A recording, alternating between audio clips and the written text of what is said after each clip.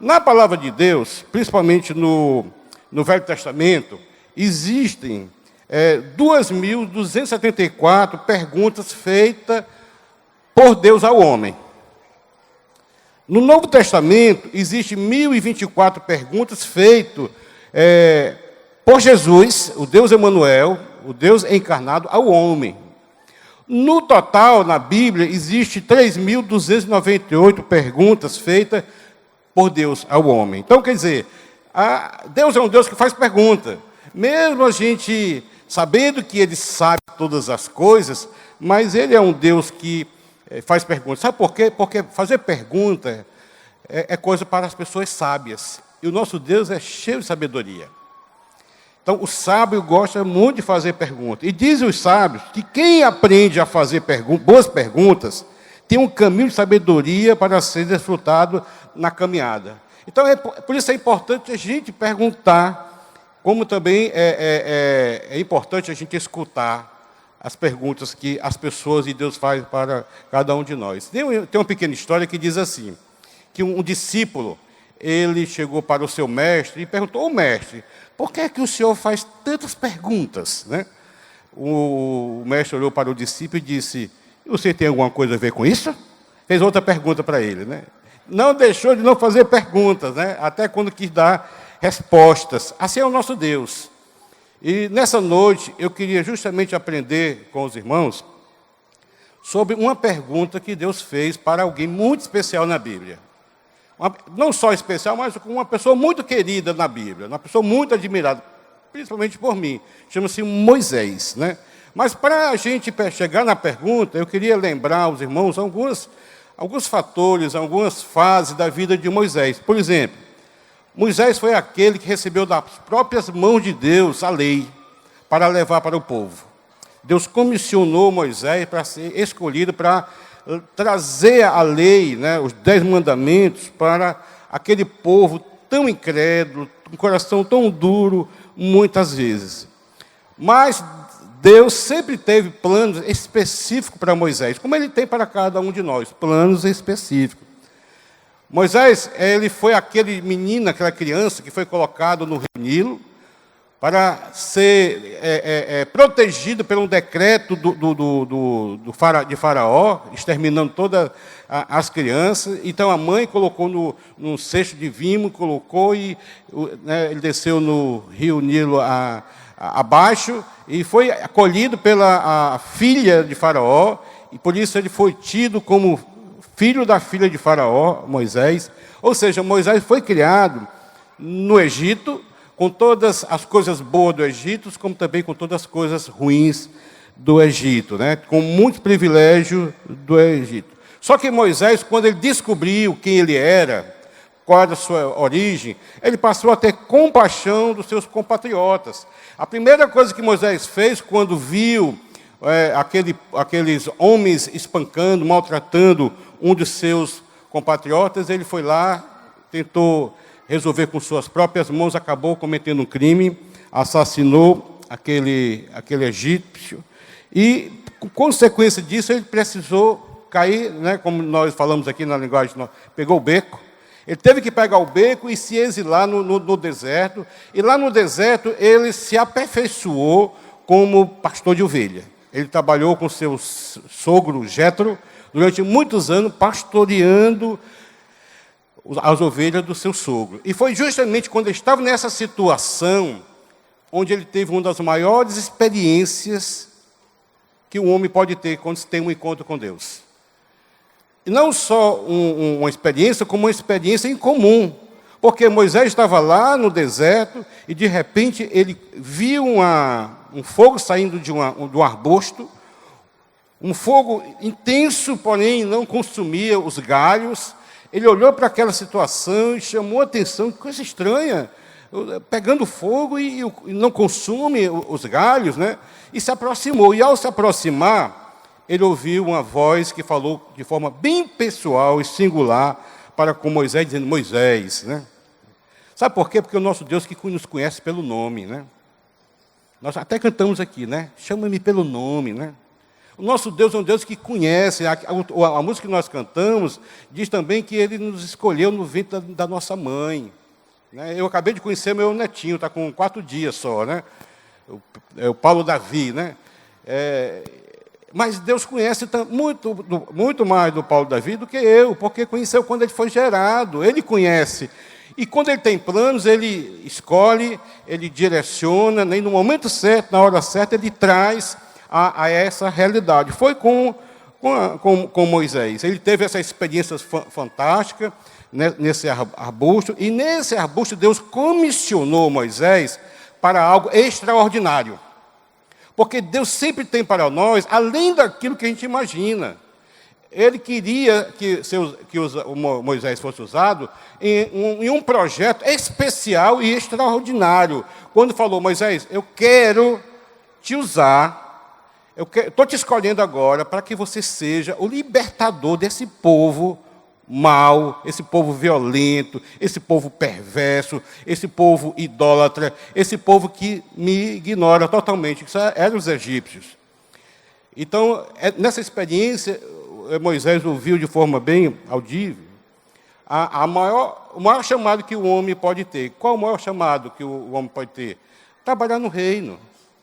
Fazer a vontade de Deus. É o maior chamado que um servo de Deus, um filho de Deus tem. Né?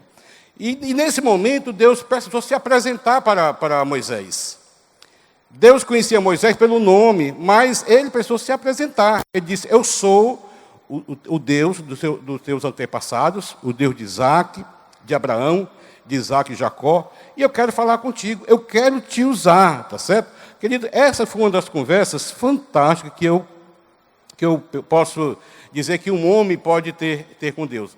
Eu queria abrir, vocês abrirem suas Bíblias para a gente acompanhar o texto, que está lá em Êxodo, capítulo 3, versículo 7.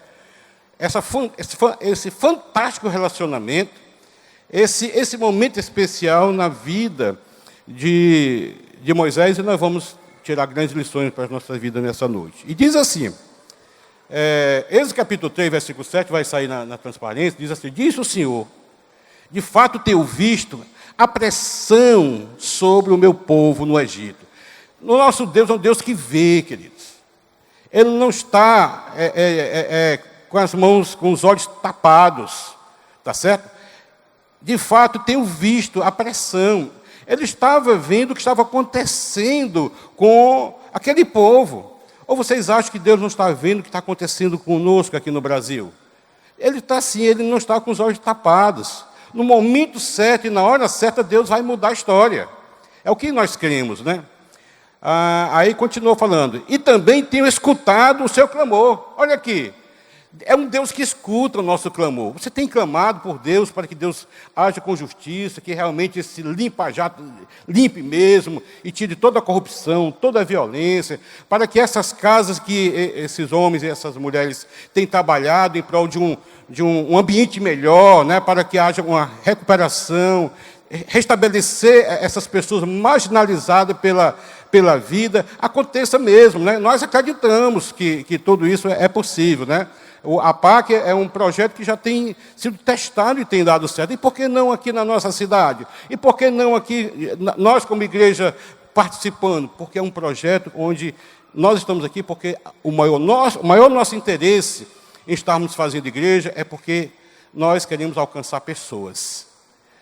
Nós não estamos interessados em coisas, mas em pessoas. Né? Então, o nosso Deus é um Deus, vamos lá, é um Deus que escuta.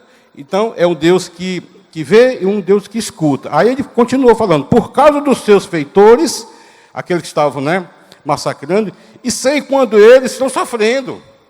Então, Deus sabia o tamanho, a dose que aquele povo estava sendo massacrado. Por isso, olha aqui, ó, Deus, né? Desci para livrar das mãos dos egípcios e tiraram daqui para a terra boa, vasta, onde mana leite e mel. Olha que promessa de Deus. Porque Deus tinha coisas superiores para aquele povo e queria que Moisés fizesse parte desse projeto especial que Deus tinha. O clamor dos israelitas chegou a mim. E tenho visto como os egípcios oprimem. Agora, olha aqui a missão. Missão para Moisés. Vá, pois agora eu o envio a Faraó para tirar do Egito o meu povo, os israelitas. Olha aqui. Aqui era uma missão humanamente impossível. Na ótica humana era impossível. Como é impossível a gente ter algo com aquilo que o governo tem pensado, né? Nós temos pensado como igreja, porque é impossível. São marginais, são homens perigosos. É tudo. Não, é possível, sim. É possível a gente ter um país melhor. É possível a gente ter um mundo melhor. Basta que você se coloque à disposição para ser usado por Deus, como Moisés foi, né? Amado, Deus tinha um chamado, como também tinha uma missão para Moisés. Deus estava dizendo para Moisés: o meu povo vai ser liberto através de você, Moisés. Esse é o meu projeto para a sua vida, né? Moisés, como um ser humano normal, ele ouve, obedeceu? Não. Moisés, ele fez justamente aquilo que nós faríamos. Sabe por que esses amarelinhos estão aqui? Porque um dia Deus comissionou eles para estar aqui.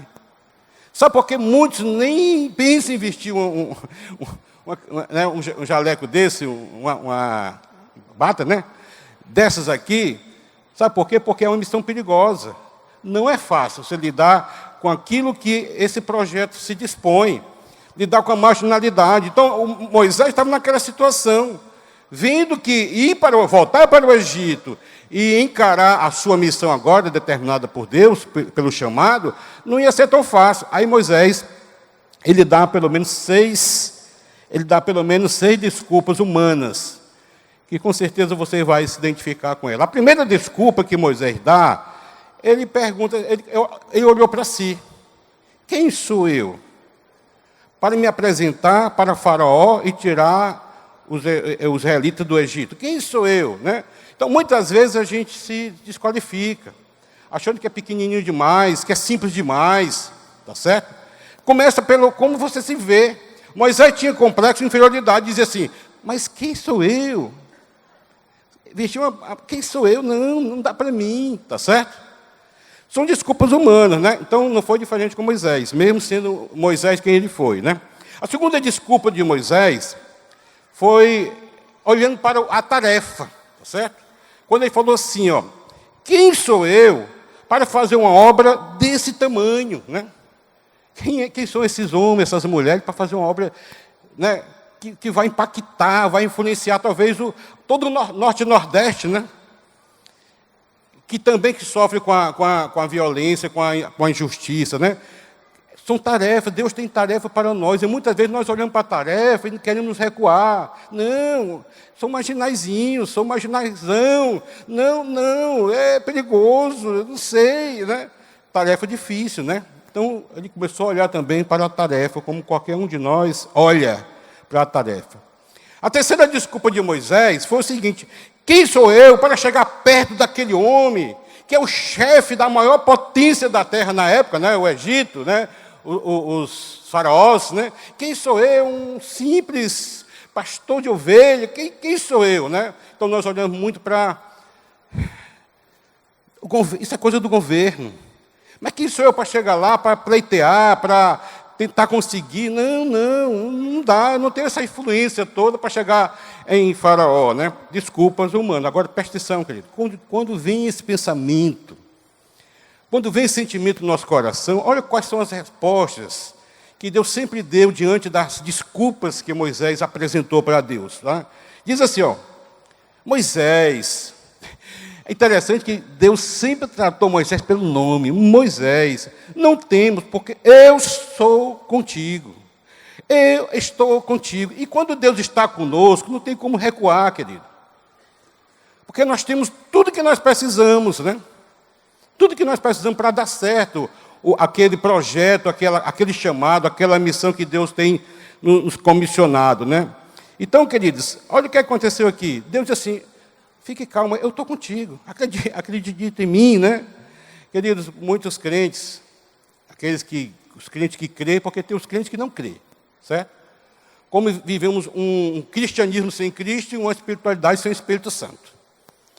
Os crentes que creem dizem: se Deus está comigo, agora eu vou, agora eu tenho coragem, tá certo? Só que não foi assim com Moisés, querido. Mesmo Deus dizendo para ele, Moisés, eu estarei contigo, Moisés continuou dando desculpas. Olha a quarta desculpa de Moisés. Eu não te conheço o suficiente, ó Deus. Essa aqui é uma desculpa que muitas vezes nós damos. Não, mas eu não conheço, eu não sei ler a Bíblia. Eu leio um pouco a Bíblia, eu não sei pregar, eu não sei onde estão os versículos, né? Quem foi que disse que precisa você saber? Você precisa saber o suficiente, quem Ele é e o que Ele fez na sua vida e como sua vida está. Aí acabou. Tá certo? Então, só não podemos nos intimidar diante dos obstáculos que nós criamos, dizendo, não, eu não vou proclamar porque eu não sei falar direito, eu não sou como aquele ou aquela que fala com mais expressividade. Não, querido, de forma alguma. Moisés também olhou para uma circunstância que era real. Ele não conhecia Deus, aproveitando que ele questionou. Olha aí o versículo, capítulo 3, versículo 13 diz, né? Moisés perguntou, e quando eu chegar diante dos israelitas, olha aqui, não era nem diante de Faraó, era diante daquele povo que ele ia dizer assim, olha, eu estou aqui para livrá-los, certo? Quando eu chegar diante dos israelitas e lhe disser, o Deus dos seus antepassados me enviou a vocês, e ele me perguntarem, qual é o nome dele? Quem é este Deus que ele mandou? O que eu vou lhe dizer? O que lhes direi? Né? Questionamento bem humano, né? Aí Deus responde para Moisés, isso não importa, Moisés. Diga simplesmente que o eu sou lhe enviou. Sabe o que quer dizer eu sou? Na linguagem mais... É uma tradução mais fácil. Aquele que é. Aquele que era. Aquele que é e será, foi quem lhe mandou. O Deus Todo-Poderoso. Era isso que Deus queria, que aquele povo medroso, né, que era o povo de Israel, começasse a entender e andar pela fé. No capítulo 4, versículo 1 de Êxodo, Moisés responde para Deus, dizendo assim, ó, Moisés respondeu, e se eles não acreditarem em mim, nem quiserem me ouvir e disserem assim, o Senhor não apareceu, tá certo? Isso é coisa da sua cabeça. Foi isso mesmo que aconteceu? Me questionarem. O que eu irei dizer, amados? Foi nessa circunstância aqui de questionamentos, de indecisões, de fragilidades, de frouxidão de Moisés, foi que Deus fez a grande pergunta para a vida dele, que é o motivo da pregação hoje à noite, né? Do versículo 2 e 4 do Êxodo capítulo 4, diz assim, então o Senhor lhe perguntou, olha aqui a pergunta, durante todo o texto que nós lemos, Deus falou, agora não, Deus fez uma pergunta para Moisés. O que é isso em sua mão? O que é isso em sua mão? O que é que você tem na sua mão? Né? E a resposta de Moisés foi muito rápida, né? Uma vara, respondeu ele, né? Ou um bordão em algumas traduções, ou um cajado em outras traduções, não importa, é a mesma coisa, tá certo? E no versículo 3, então disse o Senhor, jogue-a, tá certo? Jogue-a ao chão. Então, todos nós sabemos, né, quem já ouviu, leu a palavra, o filme do Dez Mandamentos, o que foi que aconteceu, né? E o texto aqui diz, né? Moisés jogou e ela se transformou numa serpente. Moisés fugiu dela, porque teve medo. Foi algo sobrenatural que aconteceu ali. E o sobrenatural, quando acontece, nos amedronta, muitas vezes, tá certo? Nos amedronta, porque é uma coisa incomum para nós. Só, querido, nós precisamos viver um cristianismo, não uma religiosidade oca ou vazia, mas um relacionamento com Deus de forma sobrenatural. Porque o nosso Deus é um Deus que faz milagres. E, por sinal, nós cantamos hoje, eu preciso de um milagre. O nosso país precisa de um milagre, o nosso estado precisa de um milagre, a sua família precisa de um milagre. A sua igreja, a nossa igreja precisa de milagres todo dia. Porque nós estamos ainda vivendo como igreja, como estamos, a igreja, né, de impacto, pela graça e misericórdia de Deus. São os milagres que Deus efetua todo dia e toda hora, enquanto a palavra dele é pregada, tá certo? Então, queridos, o que é que aconteceu? Aquele sobrenatural chamou a atenção de Moisés. Moisés fugiu dela. E no versículo 4, mas o Senhor lhe disse, Moisés, estenda a mão, pegue-a pela cauda, né? Moisés estendeu a mão, pegou a serpente, não foi a vara e nem o cajado, tá certo? E essa se transformou em vara, em cajado e bordão em sua mão. Isso aqui é algo sobrenatural que aconteceu. Que você acredite ou não, fica pelo menos a grande lição dizendo assim: Deus é capaz de transformar serpente em vara, serpente em coisas úteis, coisas que podem nos ajudar para a nossa caminhada em obediência ao Senhor. Deus falou assim para Moisés: volta, Moisés, e pega agora. E quando Moisés obedeceu e pegou, mesmo com todo o medo, né?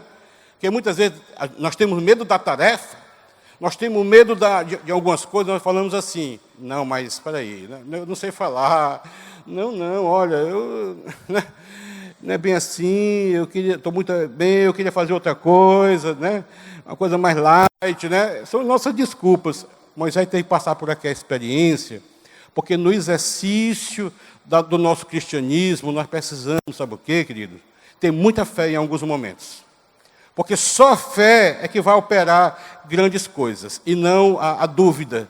Então Moisés teve que passar por aquela experiência, naquela coisa sobrenatural da serpente, até vencer o medo pessoal, que era pegar de serpente. Eu tenho medo de serpente. Eu sou um homem que tem medo de cobra, né?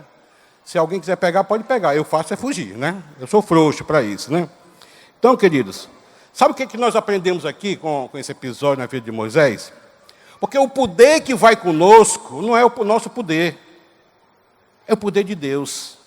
E quando é poder de Deus, coisas maravilhosas acontecem, querido. Quando é poder do homem, pode até acontecer alguma coisa, pode até dar alguns resultados, mas quando o Deus está na frente, como Ele tinha prometido, né? Estando conosco, as portas se abrem com mais facilidade, e a coisa flui com mais naturalidade, né? Então Moisés podia, depois daquele episódio da serpente, da vara, do cajado, né? Ele ter simplesmente dizer: aleluia, estou aqui, estou pronto. Não, querido, ele continuou dando desculpas, né? A quinta desculpa de Moisés foi: começou a olhar para si. Senhor, eu sou incapaz, eu não sei falar, certo? Eu sou tímido, né? Tanto se esconde por trás de algo chamado de uma doença da alma, chamada timidez, né? Eu sou tímido, eu tenho timidez para pegar em microfone, eu tenho timidez para falar em público. A palavra timidez, que é uma das palestras que eu vou dar também, quando Deus chamou os seus discípulos diante daquela tempestade, né? Ficaram com medo, foi: não sejam tímidos, é a mesma palavra, medo, né? Então, nós temos medo. Como eu vou pregar sobre isso, eu já vou pular, né? Eu sou incapaz. Manda outro, Senhor, né? Não tenho essa habilidade, eu não sei, né? Quem foi que disse? Deus é que comissiona, Deus é que aperfeiçoa, Deus que te habilita, e não é você, não é pela sua própria força, estou lembrado, é com o poder de Deus, e quando com o poder de Deus, as coisas acontecem, né? Então, essa aqui foi uma desculpa que muitas vezes nós damos para dizer: Deus, não, Senhor, não, isso aqui não, Senhor, né? E no versículo 4, do capítulo 4 de Êxodo, né, diz assim: disse, porém, Moisés ao Senhor: ó, Senhor, nunca tive facilidade para falar. Era uma mentira? Não. Parece que ele era ruim. A Bíblia diz que ele era pesado de língua, né? Talvez alguns dizem que ele era gago, né? Nem no passado, nem agora que falaste com o teu servo. Não consigo falar bem, então por que eu vou falar com um homem influente como Faraó, né? Ainda mais com um homem, né, tão importante, né? Não é assim? Às vezes é. Às vezes a gente vai ter que, diante de uma autoridade, a gente fica meio receoso, né? Porque são fragilidades humanas, certo? Mas quando a gente vai com convicção que Deus está na frente, não tem como você voltar. Você vai lá e você diz assim: não sei nem me lembro o que eu falei. Eu sei que eu falei e foi assim uma fluidez enorme, né? Sabe o que é que nós aprendemos aqui? Perguntas que Deus começou a fazer para Moisés. Sabe por que Deus faz perguntas? Porque Ele quer que a gente pense. Moisés, o que é que tem nas tuas mãos? Pensasse o que é que ele tem na mão, tá certo? Mas Deus, diante de uma pergunta, Ele começou a querer ensinar a Moisés com outras perguntas. Por exemplo, quem fez a boca do homem, Moisés? Diante do que ele falou que era incapaz, que não sabia falar. Quem foi que fez a boca do homem? Quem foi que criou você, Moisés? São perguntas, né, que ele faz. Quem te deu habilidade para você? Quem dá habilidade? Você está entendendo mesmo quem eu sou? Eu sou, Moisés. Moisés, eu posso usar o que você tem nas mãos e fazer milagre, fazer maravilhas, Moisés. Foram perguntas que Deus começou a fazer para Moisés, para que o Moisés entendesse a grande pergunta que foi: o que é que você tem nas mãos? O que você tem nas mãos? Moisés ficou mais encurralado ainda diante das perguntas, por ser um homem humano, e partiu para a sexta pergunta, a sexta desculpa que Moisés deu. Senhor, talvez essa aqui foi a mais honesta que ele pôde dar para Deus. Certo? Senhor, eu não quero ir. Muitas vezes a gente não faz porque a gente não quer. Não é que não pode, porque não tem habilidade, certo? Como a gente coloca desculpa. Porque a tarefa é grande, tá certo? Porque as pessoas que a gente vai ter que enfrentar são pessoas difíceis, com coração duro, como era o povo de Israel, tá certo? Povo incrédulo, não. Aqui foi a mais honesta desculpa que Moisés deu. Eu não quero ir. Moisés respondeu desse jeito. Olha o versículo 13, que diz assim: respondeu-lhe, porém, Moisés: ah, Senhor, peço-me que envie outra pessoa, tá certo? Envia outro, Senhor. Eu quero dar uma parada aqui. Eu lembrei, enquanto eu estava escrevendo aqui, uma experiência que eu tive aqui na igreja, né? Eu me converti em 1986, no final de 86. Na verdade, foi nos últimos dias de 86, nem conta porque não é o ano todo, foi dias de 86.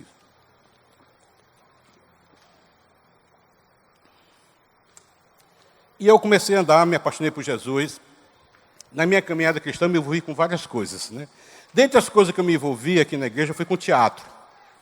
Então, quem estava aqui mais antigo viu as peças que a gente apresentava, né? O Grupo Sal da Terra, eu que administrava, né? Era diretor desse grupo, né? Que fez muitas peças em vários lugares, né? E era uma forma de evangelismo muito dinâmica, né? E eu era apaixonado pelo que eu fazia, né? E um belo dia eu estava saindo do Querigma, onde era lá, e umas 9h30 da noite, depois do ensaio, né? Aí o pastor Armando vai saindo, aí para o carro, dá uma rezinha, e diz: pastor, Simão, vem cá. Rapaz, eu queria fazer um desafio para você. Eu tenho um grupo de 9 casais que eu tenho trabalhado, são meus presbíteros, e que a minha caminhada, quem sabe, Deus vai direcionar, quem sabe vai um dia se tornar um pastor da igreja. Eu queria lhe fazer um desafio para você ser um dos 10, né? Fazer parte. Eu queria 10, eu acho que estou lhe convidando para ser o 10º, né? Cocei minha cabeça assim. Querido, naquele momento eu entendi que era chamado do homem, do Armando. Em nenhum momento eu considerei que fosse um chamado de Deus para a minha vida. Aí eu dei umas minhas desculpas, como qualquer um dá. A primeira desculpa foi silêncio. Eu fiquei calado, esperando que alguém... né? Então eu me calei durante pelo menos uns 20 dias.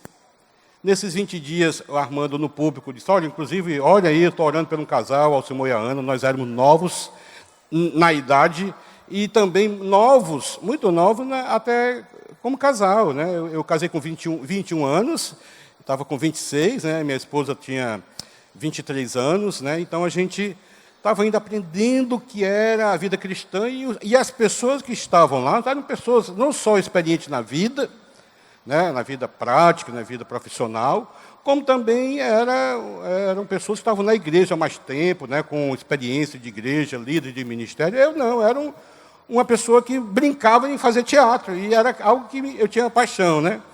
Então, a primeira minha resposta foi o silêncio. Passando mais ou menos... quando o Armando falou em público, né, que orasse, né, eu também foi um susto. A minha esposa nem sabia que ele já tinha me abordado de forma pessoal.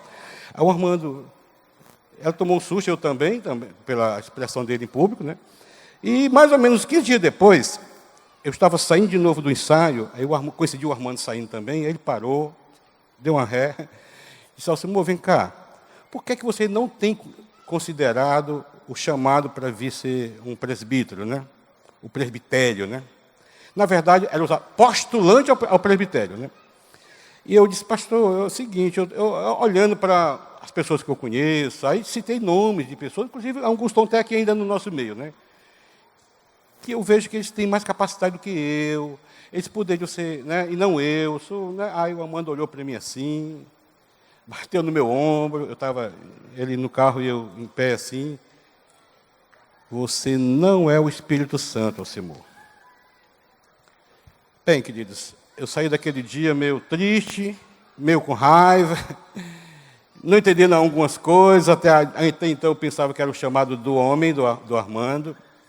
Quando cheguei em casa, fui compartilhar com minha esposa, aí a minha esposa, com mais sensibilidade, disse assim, você não entendeu não o que ele falou, não? Você está ouvindo o quê? A tua voz, que é a voz o meu ministério, o meu teatro, ou a voz que Deus tem algo maior para você? Alcimor, onde o Armando está querendo te convidar, muitos queriam estar. E você não fez nada. Então, é Deus tocando no coração do Armando, com certeza. Só pode ter Deus nessa causa, né? Então, no outro dia, eu cheguei para o Armando e disse, Armando, eu continuo olhando que eu não sou capaz, eu continuo vendo que tem outras pessoas que poderiam estar, mas eu vou dizer, eis-me aqui. Amanhã, tal hora, eu vinha para a reunião. Né? E quando eu cheguei lá, já estavam lá os papas, né? Os homens experientes, e eu lá, meio tímido, né? Pessoas muito queridas, muito comprometidas, né? E, queridos, resumindo a história, foi uma caminhada muito gostosa, de muito aprendizado, eu aprendi muito com aqueles homens, porém, querido, eu fui o único que hoje me tornei pastor da igreja. Alguns que estão aqui sabem dessa história, que, inclusive eles também estavam lá. Deus tinha plano para a minha vida, eu não sabia. Mas foi preciso, sabe o quê? Eu jogar o meu cajado no chão, o meu bordão no chão. Tá certo? O meu bordão no chão, porque se eu não jogasse o meu bordão no chão, para que fosse transformado em algo dele, eu continuaria fazendo o meu ministériozinho, né? Não que seja insignificante, mas foi uma luta muito grande, porque eu tinha aquilo lá como, né, o meu ministério, uma coisa muito, fazia com muito, muito prazer, só que Deus tinha algo além daquilo que eu pensava. Aí, tudo bem, alguns sabem de vocês que eu fui funcionário público durante quase 20 anos, e professor de matemática. E 10 anos se passaram e agora eu estava justamente em uma outra situação. Sabe qual é a situação? Assumir a posição de pastor de tempo integral nessa igreja. Aí vocês imaginem, funcionário público, concursado, certo? Ensinava matemática pré-vestibular em alguns cursinhos de Fortaleza. Então eu estava lá agora lutando, a minha estabilidade, aquilo que tantos lutam, né? Fazem concurso aí, já é filhos e mais filhos, para poder ficar numa estabilidade profissional, de emprego, né? Eu estava agora justamente, que era mais um cajado que tinha que jogar no chão. E quando eu estava para jogar o cajado no chão, o pastor Armando me chamou e disse, olha, Senhor, você está entendendo o chamado, o desafio? Porque viver pela fé, vir para ser pastor da igreja, não tem nada garantido na nossa vida. Nós podemos estar hoje e amanhã não estar. E você está entendendo que você tem algo estabilizado aqui, você conquistou isso aqui durante a sua vida, você está deixando, vai correr risco, né? O Armando foi muito honesto comigo e com minha esposa, que estava ao meu lado, né? E se não der certo, Alcimor, por algum motivo não der certo, né? A igreja resolver que você não é mais o pastor da igreja. Eu ia falando, a minha esposa, né, falou na minha frente, coisa que ela não costuma fazer. Ela falou algo assim que foi para mim um bálsamo, né? Ela falou assim, Armando, pastor Armando, se nada der certo, a gente começa a nossa vida tudo outra vez. Amém, né? Aí, queridos, me deu força, né? Eu precisava daquelas palavras, né? Porque, afinal de contas, uma coisa errada ia complicar toda uma família, não era só uma decisão pessoal, não era solteiro, era casado, tinha já 2 filhos, né? Mas, querido, eu olhando para isso, eu dei minhas desculpas como ser humano, porém Deus tinha algo bem maior. Eu me sentia uma pessoa simples, certo? E como eu sou uma pessoa, quem convive comigo sabe que eu gosto das coisas mais simples, né? Porém, deixa eu falar uma coisa, Deus pega coisas simples e transforma para algo extraordinário. Então, por mais simples que você se ache, ou pequeno, ou menor, Deus quer te usar na sua simplicidade para fazer algo extraordinário através de você. Porque Deus não, às vezes ele rejeita até os capacitados, porque é Ele que capacita. A vara que ele ia usar não era mais a vara dele, tinha que ser a vara de Deus. Então, quando é transformado em vara de Deus, aí os resultados são outros totalmente. Eu tenho aprendido, querido, quando Deus faz uma pergunta para um homem, qual o que você tem na mão, pelo menos eu gostaria de trazer 3 ideias que eu queria destacar aqui nessa noite, para a gente sair daqui assim, poxa, né, pensando nela. Quando Deus faz uma pergunta, tá certo? O que é que você tem na mão? Primeiro, é porque Ele quer que vivamos uma vida de significado, uma vida de propósitos. Porque só trabalhar é bom, não é ruim. Mas muitas vezes enfada, tantas pessoas passam pela vida, trabalham, acabam morrendo e não usufruindo de coisa nenhuma. Tantos começam a juntar muito dinheiro, tesouro mais tesouro, e acaba deixando a confusão na família, briga, inimizade na família. Mas quando você trabalha para o reino de Deus, para alcançar pessoas, em prol de pessoas marginalizadas, esquecidas, né, desprivilegiadas, queridos, tem mais significância, pelo menos é na minha visão. Né? Por quê? Porque a nossa vida precisa ser muito mais do que a materialidade da vida. Então, nós vivemos numa ambiência onde a materialidade ela é muito, está em foco, né? É o que você tem, tá certo? O que você tem é importante. Né? Moisés, o que é que ele tinha? Um cajado, talvez até surrado já, né? Surrado, né? Com aquilo que era um simples cajado, foi o que Deus transformou em algo extraordinário, e foi com aquele cajado que ele libertou o povo diante toda a opressão dos egípcios. Deus, sempre quando Ele criou coisas, ou tem um chamado para alguém, Ele sempre chamou com propósito. Quando Deus criou a terra, Ele criou a terra com propósito. Não foi simplesmente por criar, Ele criou com propósito, tá certo? Porque da terra veio Adão, Adamá, a palavra hebraica para Adão, que quer dizer terra, tá certo? E de Adão, tá certo? Porque Adão, ele foi criado da terra e foi criado de Deus, tá certo? Deus soprou em Adão o fôlego da vida, né? E de Adão ele criou a mulher, da costela de Adão, né? Pelo menos o relato bíblico fala assim.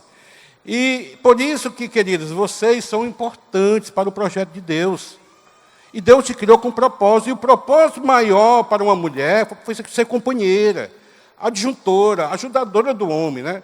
E não se passa inferior, como hoje é o que a gente vive, essa guerra dos sexos. De forma alguma. Deus te criou, mulher, para ser ajudadora, adjuntora.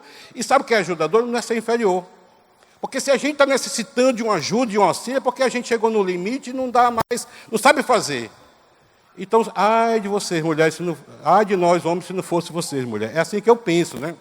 É assim que eu penso e como eu olho vocês, mulher, né? A mulher vem de Adão, tá certo?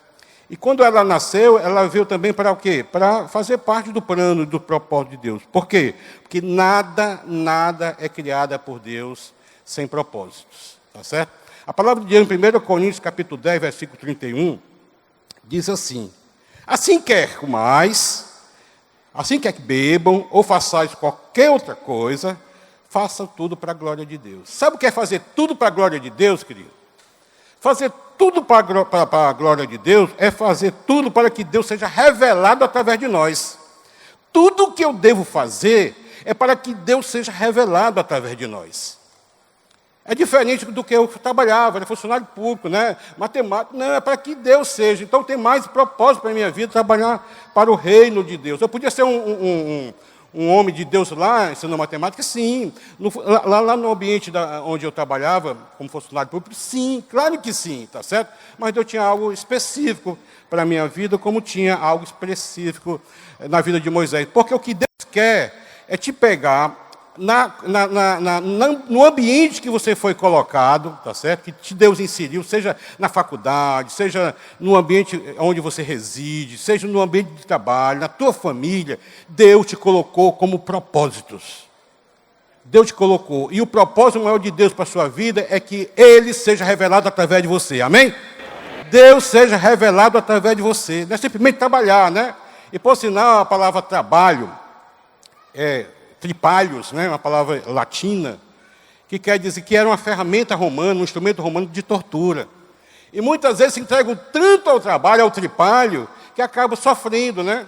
Porque o tripalho era justamente um instrumento onde as pessoas que queriam ser penalizadas com aquele instrumento eram pessoas que passavam por muita dor, muito sofrimento e muita opressão, tá certo? Então, muitas vezes o trabalho nos oprime. Por quê? Porque tem muitos que vivem, está trabalhando sem propósito. É o fazer por fazer. E nós não, nós temos um propósito maior. Quer comais, quer bebais, ou façais qualquer outra coisa, faça para a glória de Deus. E fazer para a glória de Deus, repetindo, é fazer que Ele seja revelado através de nós. Então, nós estamos firmando esses convênios porque nós temos um propósito maior. É o reino de Deus. Não é política, não é comércio, tá certo? Não é pensando em material, reconhecimento. Não, é o reino de Deus a priori, né? Então, quando Deus faz essa pergunta para alguém, tá certo? O que é que você tem na mão? É porque Ele quer que vivamos uma vida além de nós mesmos. Então, simplesmente, eu podia continuar fazendo simplesmente minha matemáticazinha, tá certo? Sendo funcionário, um bom funcionário, como eu fui, tá certo? Inclusive, ocupando o cargo de chefia, eu podia continuar ganhando meu dinheiro honestamente.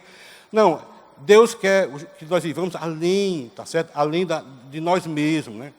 E Deus quer te usar além de você mesmo, além do que você faz, além de onde você está inserido, né? No contexto, seja você engenheiro, seja você advogado, seja você médico, né? Você vai cuidar da saúde física, mas também vai cuidar da saúde espiritual, mostrando que nós temos um Deus que é Jeová Rafá, que cura, sara e santifica.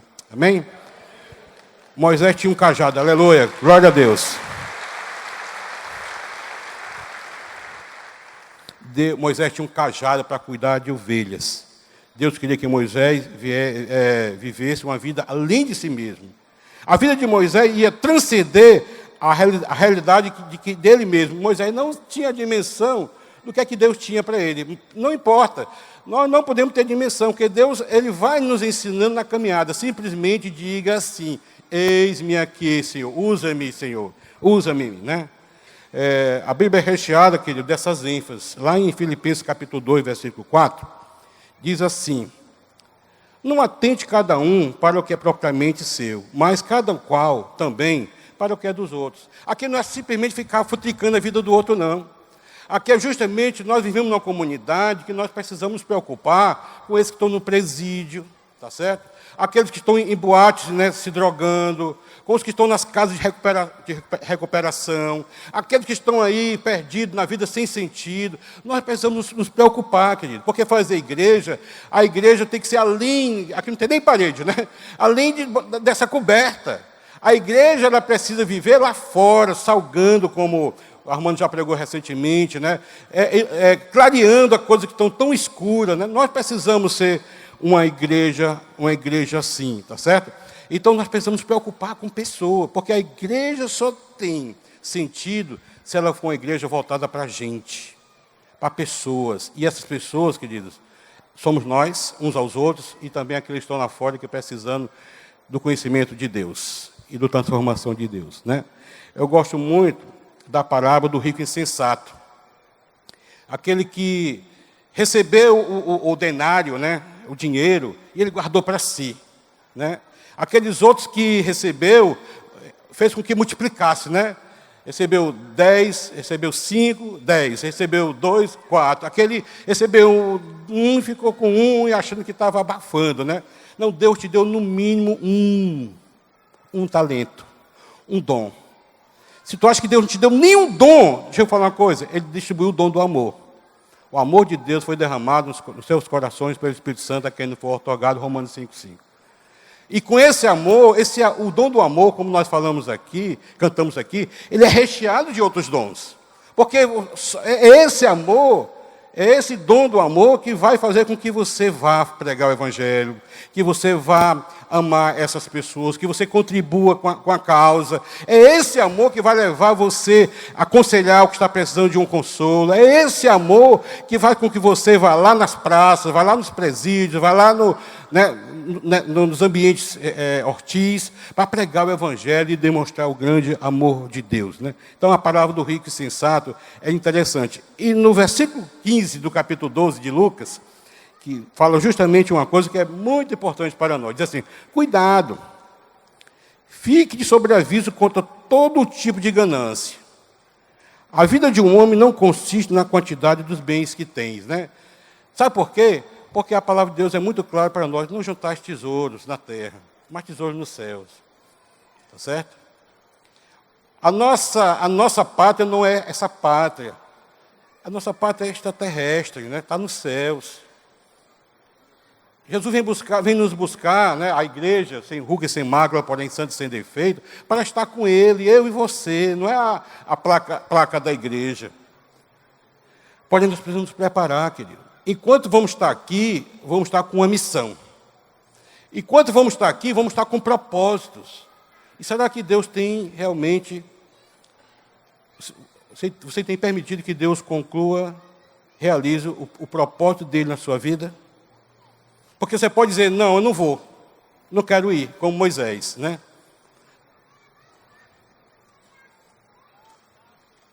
Tem muita gente que tem muitas coisas nas mãos, mas para si. Nós precisamos ter coisas nas mãos, identificar que temos coisas nas mãos para jogar aos pés de Jesus. Quem tem na tua mão, Moisés? Tem muita gente que tem bênção, tá certo? Nas mãos. É muito abençoado desde quando aceitou Jesus. Porém, deixa eu falar uma coisa para ti, querido. Deus tem te abençoado, tem nos abençoado. Porque a bênção de Deus, quando vem sobre alguém, ela vem com propósito também. E o propósito da bênção de Deus na sua vida, na minha vida, é abençoar o outro. Não pode ser simplesmente para você reter a bênção, né? Ou, às vezes, até sonegar a bênção. A bênção de Deus nunca vem para alimentar o ego de ninguém. Tá certo? Afinal de contas, eu me formei. Afinal de contas, eu, PhD, mestrado. Não, gente, é bênção de Deus na sua vida. Mas preste atenção, Deus te colocou onde você está, porque Ele quer que você seja uma bênção. A bênção de Deus nunca é para alimentar status de ninguém. A bênção de Deus nunca vem para alimentar a vaidade humana, ou o sucesso, a fama, o destaque. A bênção de Deus, quando chega na vida de um servo de Deus, num filho de Deus, vem com propósito, abençoar o outro, né? Lá em Gênesis capítulo 12, versículo 2, quando ele chama Abraão, com propósito também, ele fala assim, Abraão, farei de você o pai de uma grande nação. Abençoarei você e tornarei o seu nome famoso. E você será uma bênção para muitos, Abraão. Olha aqui, porque a bênção é para abençoar. Abraão só foi bênção porque ele recebeu a bênção e passou a bênção. É isso que nós precisamos entender para o nosso chamado. Bênção não é ter, querido. Bênção é ser. Bênção não é ter, bênção é ser. Isso faz diferença, querido, nesse mundo tão materialista, né? João capítulo 6, versículo 7, eu já estou quase terminando, diz assim, não trabalhe pela comida que se estraga, mas pela comida que permanece para a vida eterna, a qual o Filho do Homem lhe dará. Deus, o Pai, nele colocou o seu selo de aprovação. Olha aqui. Então, nós devemos nos preocupar com a comida espiritual, não essa que a gente come daqui a pouco até ela é jogada fora, né?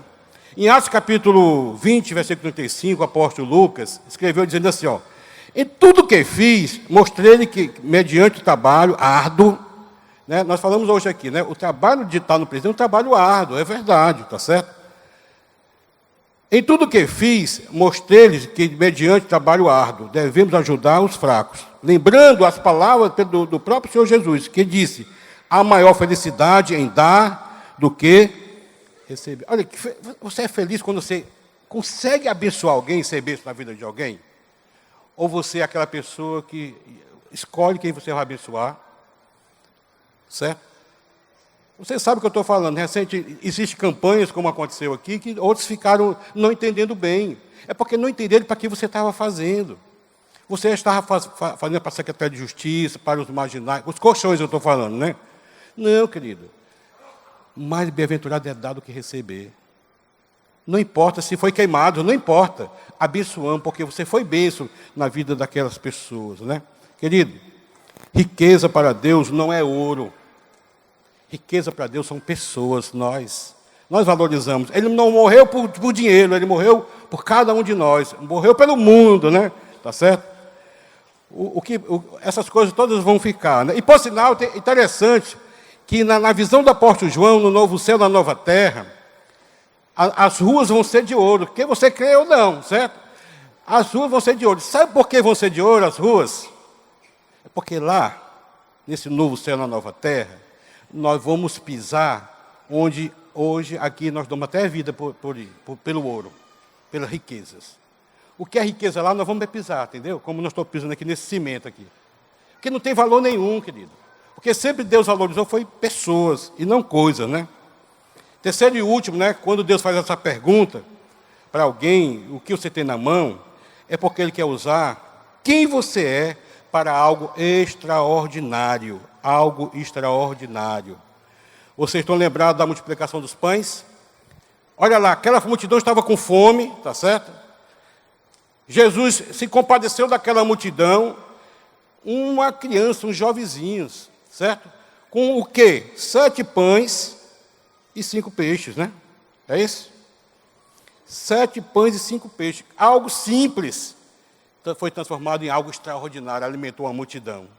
Olha que coisa, né? Algo que foi colocado à disposição para o grande milagre que aconteceu. Amado, nas mãos de Deus, o simples se torna extraordinário. Por isso, seus dons, suas habilidades, sua capacidade, tá certo? Precisa ser colocado diante do Senhor. Aquele cajado de Moisés significava pelo menos 3 coisas. Primeiro, a identidade dele, quem ele era, a renda dele, os recursos que ele tinha e sua influência como pastor, tá certo? Só que Deus disse para Moisés, isso é importante para você? Quem você é? Os seus recursos é importante para você? A sua influência é importante para você? Joga no chão. Joga o teu cajado no chão. Joga no chão a tua identidade. Joga no chão as tuas habilidades. Joga no chão os teus recursos. Joga no chão as tuas influências. Eu tenho um propósito para você. Moisés, eu serei contigo. Diante de toda a desculpa que Moisés deu, Moisés disse, Moisés, é legítimo, você é humano. Você não me conhece direito mesmo, Moisés. Mas eu tenho um propósito para a sua vida. Eu serei contigo. Eu serei contigo. E quando Deus é conosco, não tem como não ter vitória. Não tem como não ter sucesso. Para a honra e glória do Senhor. Qual a nossa parte? Simplesmente obedecer. E Deus está falando assim para você nessa noite. O que é que você tem na mão? É teu cargo, tua função, tuas habilidades, o teu anel, o teu diploma, tuas habilidades, tuas influências, teus contatos. Ele pode usar isso depois que você colocar diante dele. Aquele cajado que era de Moisés, depois que virou serpente e depois que virou cajado, tornou-se cajado do Senhor. E foi com aquele cajado que Moisés abriu o mar vermelho. Foi com aquele cajado que Moisés proveu água para aqueles homens com sede. Foi com aquele cajado que Moisés levantou, proclamou a vitória, quando aquele povo saiu daquele jugo dos egípcios. E Deus está falando para você, o que é que você tem na mão, querido? Aquilo que você não tem jogado no chão para que seja usado por Deus. Tem alguma coisa? Se tem, fica de pé que eu quero orar por você. Se nessa noite você está jogando diante dos pés do Senhor, fica de pé, em nome de Jesus.